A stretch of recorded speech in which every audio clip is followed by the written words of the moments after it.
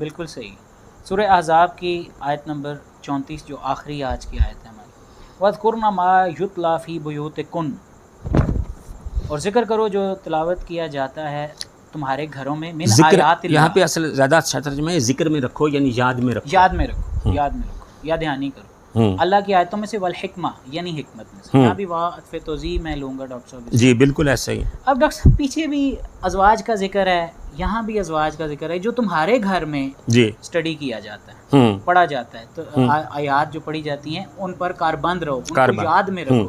ذکر کا مطلب ہے یاد میں رکھنا کسی چیز کو. جب بھی آپ کوئی کام کریں تو آپ کی یاد دہانی ہو آپ کو کہ قرآن نے یعنی اللہ نے کیا حکم دیا ہے اس معاملے کے بارے میں.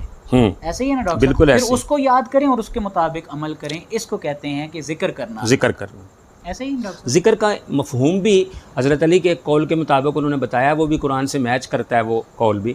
وہ یہ کہ آپ نے اپنے کسی ساتھی سے کہا کہ اللہ کا ذکر کیا کرو, وہ کہتا ہے میں اللہ کا ذکر کرتا ہوں, بہت کرتا ہوں. تو آپ نے فرمایا میری ذکر سے یہ مراد نہیں کہ تم سبحان اللہ والحمد للہ ولا الہ الا اللہ واللہ اکبر کہو, بلکہ ذکر سے مراد یہ ہے کہ جب کوئی بھی کام تمہارے سامنے آئے تو تم یاد کرو کہ یہ کام اللہ نے حکم دیا ہے یا منع کیا ہے. اگر حکم دیا ہے تو ضرور کرو, اور اگر جائز کیا ہے تو تمہاری مرضی ہے کر لو, اور اگر اللہ تعالیٰ نے اس سے منع کیا ہے تو فوراً اس سے رک جاؤ. یہ ذکر ہے. بالکل ایسے ہی ہے. اور اسی طرح سے اما عائشہ سے کسی نے پوچھا تھا کہ کیا نبی صلی اللہ علیہ وسلم کا کردار تھا, وہ یہی چاہتے ہوگا نا کہ اس کے مطابق میں عمل کروں. تو انہوں نے کہا تھا کہ تم نے قرآن نہیں پڑھا, جو قرآن میں ہے وہی ان کا اسوہ تھا. میرے خیال میں حضرت عائشہ اما عائشہ رضی اللہ تعالیٰ عنہا کا یہ فرمان جو ہے اس کے برابر ان کا اور کوئی فرمان بھی نہیں, یعنی یہ سب سے اچھی باتوں سب سے اچھی بات.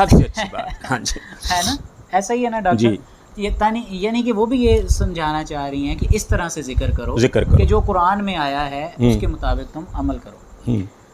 ان اللہ کان لطیفا خبیرا, یقیناً اللہ ہمیشہ سے بہت لطف و کرم فرمانے والا, باریک بین اور باخبر ہے.